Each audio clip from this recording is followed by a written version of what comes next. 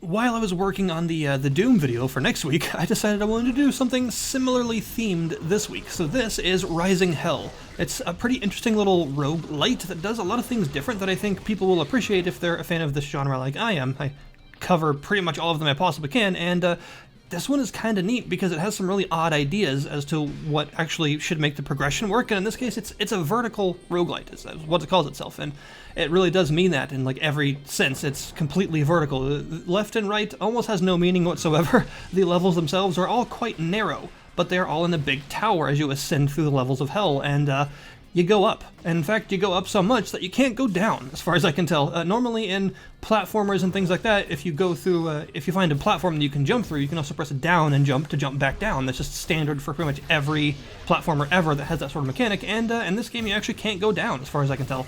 You can only go up, which is interesting. It can be a little bit frustrating sometimes because you might miss an enemy or something that you want on the platform below, but you can't go back down to get it, so you just have to keep going up. But that is not the only sort of main conceit of the game as to what it does differently. The other thing that it does differently is the combat itself is based on insta-killing everything in your way, which makes it sound like the game will be easy, but it's actually not. So let's get into that. The combat is simple. Just you have an attack button, you have some basic combos depending on which character you're playing, as well as some artifact weapons that you can find and equip by killing certain enemies that hold them or just finding them in the level. The artifact weapons are pretty cool in that they respond differently to each character. Each character has their own sort of method of attacking, so that means that the artifacts actually give them different characteristics. But they're very powerful but very limited. They have a sort of a limited durability, and as you use them throughout the levels, they will eventually break. Most boss fights will give you one right off the bat to help you out, and certain areas of the game can also be bypassed more easily with them depending on which character you're playing and what you're actually doing. But the conceit of the combat isn't that it's just a simple one-button combat system, it's that you have this insta-kill thing called the Hellbreak, and all you have to do in order to do it is to jump on an enemy. Either you jump up from below them, or you jump on top of them from above. Either way, if you do this, you will use an insta-kill attack on them, which is pretty cool. It's actually, you don't have to press a button at all to do it. You don't have to like attack them in midair. You actually just have to land on them or go through them to do it, which is neat because it keeps the pace up a lot, but it also can be kind of frustrating because, like I said, since you can't go down and this attack tends to send you upward more, that's sort of part of the point of it, that means that sometimes you can do it accidentally when you didn't actually mean to ascend further and end up above something that you wanted or something like that. But for the most part, it's actually a really useful mechanic, and part of the game's difficulty, I suppose part of the whole you learn to control the game properly, actually comes from the fact that you need to learn when to do this and what direction you're going to be sent after you do it, and how to like chain it between multiple enemies and how to get to different areas while avoiding different hazards and stuff while still chaining this Hellbreak thing and continuing to ascend as fast as you can. It's actually a really neat mechanic. It's one of those indie games that's kind of like in the style of like the Xbox Live Arcade era of indie games, you know, when they started to get really good and have like a very central mechanic that they sort of milked as much as they could to get as much out of it as they could. This is that sort of gameplay mechanic. It's used pretty much as it possibly can be, so that it becomes really the main way that you actually interact with the world around you, is to insta-kill everything. You can even use it on non-enemy things, like there will be bodies hanging from the ceiling and nests and other stuff like that around that can also be insta-killed with this, and really, although some of them do give you souls, which is the currency that you use at the end of every floor to get a new passive, they're also just useful for ascending, because, you know, since the game's main objective is to just go up as much as you can, bouncing off of these other things that aren't necessarily enemies actually becomes pretty necessary, and in fact there are some levels that are specifically designed around ascending as fast as you can, because if you fall, you will die. There are certain levels that have like a rising fire or rising saw blades and stuff like that you have to avoid. You keep going up and try not to get caught into them, and the main way to do that is to just aim this Hellbreak thing so that you will chain through like vast spires of enemies and just keep going up and up and up and up as fast as you can. It's actually really neat. I appreciate what they've done with it because, like I said, it's one of those older style of indie games that has that central mechanic that everything is sort of based around, that became a really popular way to do smaller indie games, and still is, but, you know, they have gotten a bit more complicated as of late. So seeing one return to that kind of simple form of, here is our central game mechanic, let's do it in every possible permutation that we can, that's definitely what's going on here. Being a roguelite, it does have permadeath, so once you lose, you will have to start a new run, and there is, of course, the traditional roguelite meta progression mechanic. In this case, you can collect these purple resources that will allow you to unlock things in between runs. So you can unlock new characters, you can unlock new artifacts. You actually start with an artifact that is just like a general passive, it does something for you. Each one has very different effects. For instance, the basic one you start with is just pretty normal. It doesn't really do anything, but you can unlock ones that make you jump a lot higher but take a lot more damage from spikes. The artifacts tend to have positive and negative qualities, which is, I always like that sort of thing. I think that's pretty cool. So jump a lot higher but get hurt more from spikes. You have one that makes your artifact weapons do a lot more damage, but the artifact sort of durability meter actually goes down over time rather than only going down when you use it, so that you have to use them quickly to get the most out of them. But they are definitely noticeably more powerful with that, and so on and so forth. There are several different artifacts that you can unlock, and the characters are, as I mentioned earlier, kind of a really neat aspect because they each have very different combat systems. I mean, they're both of the characters that are currently available have the Hellbreak, which is the main way that you're going to be traversing, but that's not all they can do.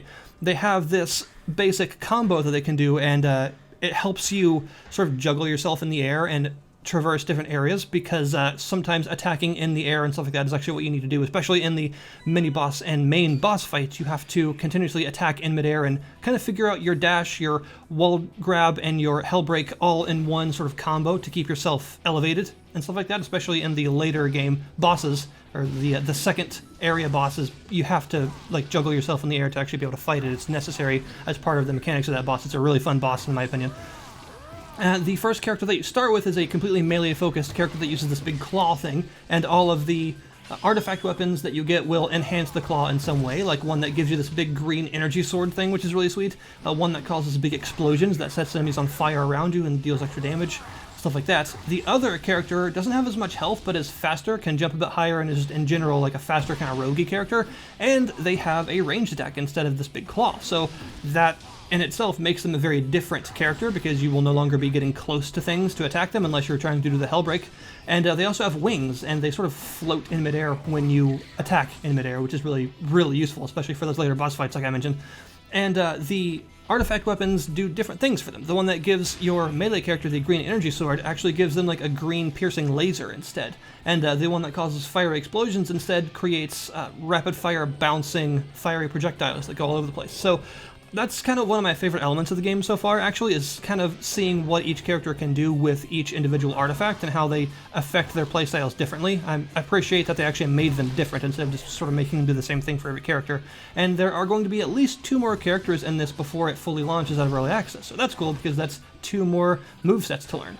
So that's really the basic loop of the game. It's just going through this sort of tower of levels, trying to ascend as fast as you can without taking too much damage, and enjoying your chosen character's playstyle to sort of eke as much out of it as you can with their moveset, which is, it's a neat little set of mechanics. It's a very tightly designed package so far. It all sort of comes together to make a simple but enjoyable game that does a really good job of actually fleshing out the mechanics that it has to make them make sense and to actually up the difficulty and stuff while still keeping all the same rules in place, which is something that I always appreciate. As you would probably expect, since a lot of the enemies can be insta-killed, they all have various different attacks that you have to look out for when you're trying to jump towards them. Some enemies will fire projectiles in different patterns. Some enemies can like catch themselves on fire so that you can't touch them, or emit spikes for a little while. Some enemies can be insta-killed very easily, like those guys right there, but they leave a poison cloud behind, so you have to insta-kill them and get away from them as quickly as possible.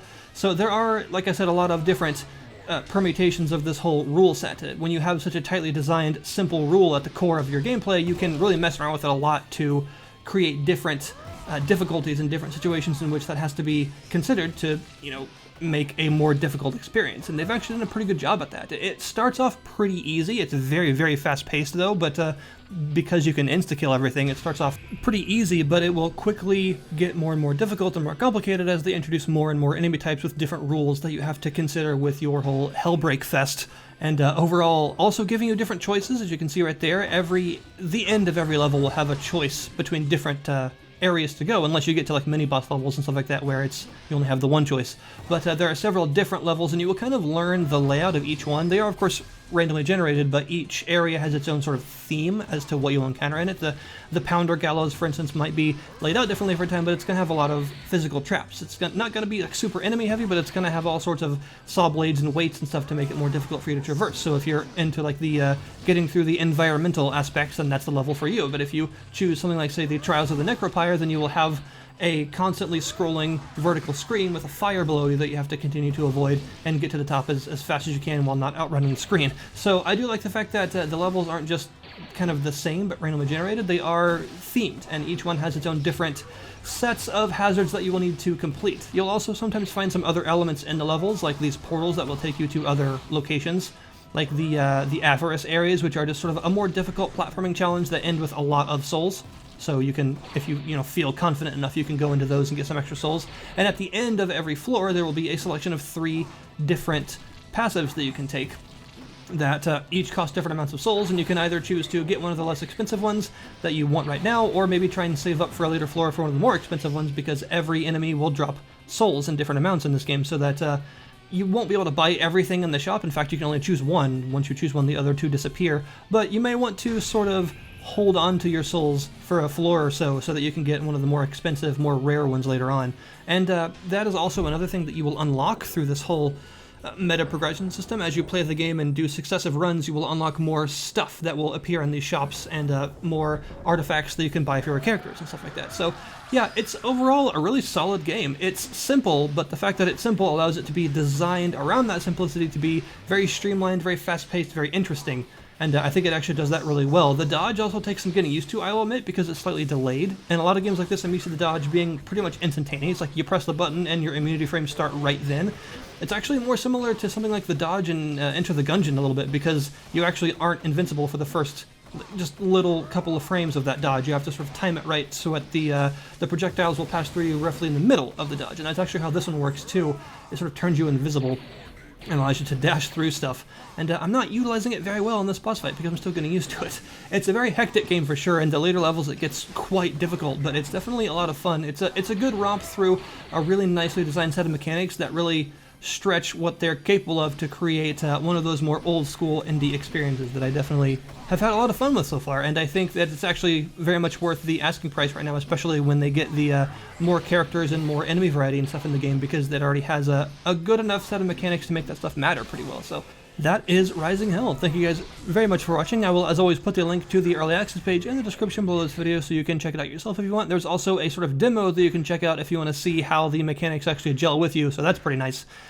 Thank you guys very much for watching, and I'll see you next time.